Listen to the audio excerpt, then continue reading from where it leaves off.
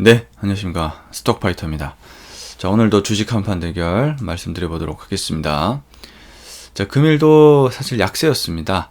장 흐름이 계속 중국의 제로 코로나 영향을 받는 모습인데요.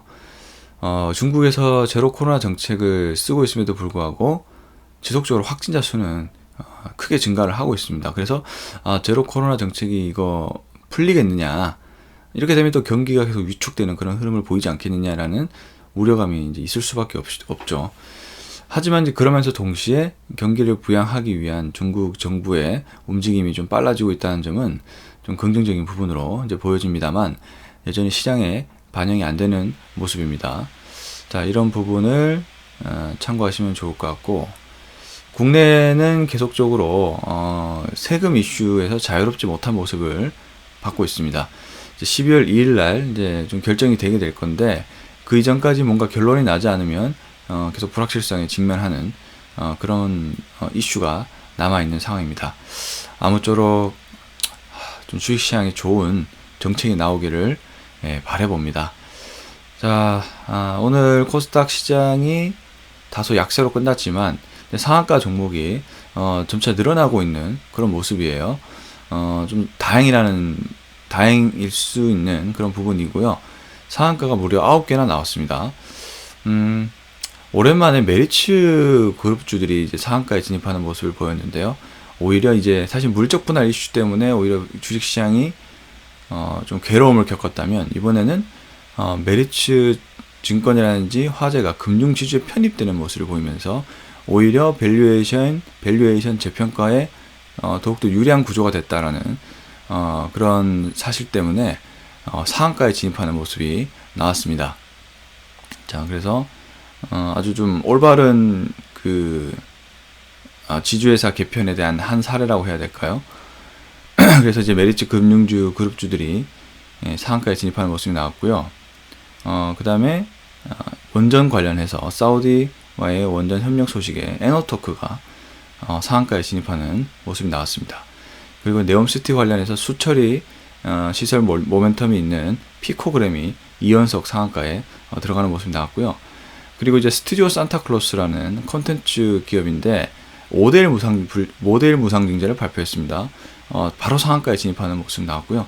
다시 무상증자 이슈가 살아나나요? 5대1 이슈는 굉장히 강한 이슈 같습니다. 늘 언제나 보는 거지만, 스튜디오 산타클로스 상한가에 들어가는 모습, 뭐 셀피 글로벌이라든지 뭐 바이온, 이런 기업들 개별 이슈로 상한가에 들어가는 모습이었습니다. 오늘 장의 가장 큰 포인트는 저는 미디어 콘텐츠 그룹주인 것 같아요. 그 중국과 정상회담을 했잖아요. 한중 정상회담의 성과로 중국에서 6년 만에 한국 영화가 재개되었습니다. 자, 이 부분이 아주 큰 이슈로 자리 잡았는데요. 이 뉴스가 발표되자마자 이제 영화 콘텐츠, 그러니까 영화를 발표하는 영화관을 가지고 있는 이런 기업들이 급등을 하는 모습을 보여주었는데요. 쇼박스가 이제 시간내에서 상한가를 기록하는 모습이고, 영화나 드라마를 제작하는 뉴 같은 기업들도 시간내에서 좋은 모습이 나타났고요. CJ CGV도 시간내에서 소폭 상승하는 그런 모습을 보여줬습니다.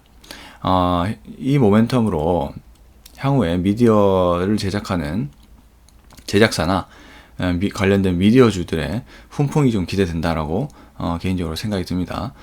어제 저는 레몽레인으로 또 차익 실현을 거두기도 했죠. 미디어 콘텐츠주들의 다시 한번 랠리가 올 수 있을지 잘 지켜봐야 될 것 같습니다. 그리고 두 번째 이슈는요, 모듈러 주택 수혜주들의 반란이 있었습니다. 네옴시티나 우크라이나 재건 관련돼서 모듈러 주택이 또 수혜를 볼 수 있다라는 기대감이 시장에서 형성이 되고 있는데요. 모듈러 주택이라고 하면 이제 미리 만들어 놓은 상태에서 이제 조립하고 이제 이동시킬 수 있는 그런 주택을 의미하죠. 뭐 금강공업이라든지 그다음에 범양건영, 덕신하우징, 코오롱 글로벌, 이런 기업들이 이제 모두 다 큰 상승 흐름이 나와주면서 모듈러 주택 수혜주들의 흐름들이 좀 양호했던 또 그런 장세가 아니었나, 이렇게 좀 볼 수가 있겠고요. 그리고 이제 원전 관련된 종목도 간만에 반등이 나왔습니다. 사우디 쪽에서 강력하게 MOU를 희망하는 분야는 또 원전이었다라는 그런 뉴스가 들리면서 에너터크 바로 상한가에 들어가는 모습이었고요. 그 다음에 G2파워라든지 그다음에 오르비텍 그리고 일진파워 이런 종목들도 상승을 했습니다. 자, 크게 이슈는 이 정도 볼 수 있을 것 같고, 하나 더 변압기 관련된 섹터도 연일 신고가입니다. 현대일렉트릭, 그다음에 재룡전기, 그리고 이제 LS일렉트릭이 좀 따라가는 그런 모습을 보여주고 있어서 LS일렉트릭 잘 보시면 좋을 것 같고요. 자, 이 정도로 시장 이슈는 정리를 해보면 좋을 것 같고요. 제가 거래했던 종목은 역시나 모듈러 주택 쪽에 최대 수혜주라 볼 수 있는 범양경영을 이제 거래를 한번 해봤는데요. 자회사인 범양플로이라는 회사가 있죠. 이 회사가 이제 모듈러 사업을 담당하는 회사입니다. 모듈러 주택 수요가 증가한다는 기대 때문에 범양건영이 그 주요한 이평선에서 강한 상승 흐름이 나와주면서 장중 내내 거래 대금이 좋았거든요.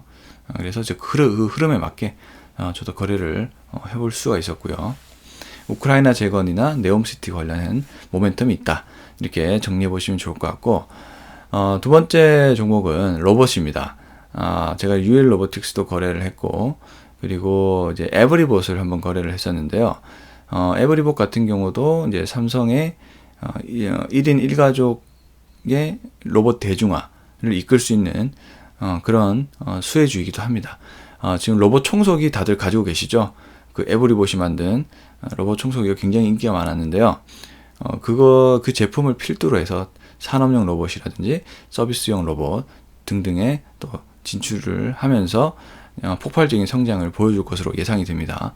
로봇 ETF도 이제 곧 나오면서 이제 유동성 공급에도 곧 도움이 되겠죠. 이렇게 되면 이제 모멘텀과 유동성 모두 다 좋아지고 있는 흐름이기 때문에 로봇주도 지속적으로 관심이 필요하다라고 생각이 됩니다. 자, 이상 맞춰보도록 하겠고요. 나스닥이 1.13%로 상승 마감을 했습니다. 다행이고요. 오늘 장도 우리나라 장세도 빨간 장으로 잘 마무리됐으면 좋겠습니다. 저는 또 내일 이 시간에 찾아뵙도록 하겠습니다. 감사합니다.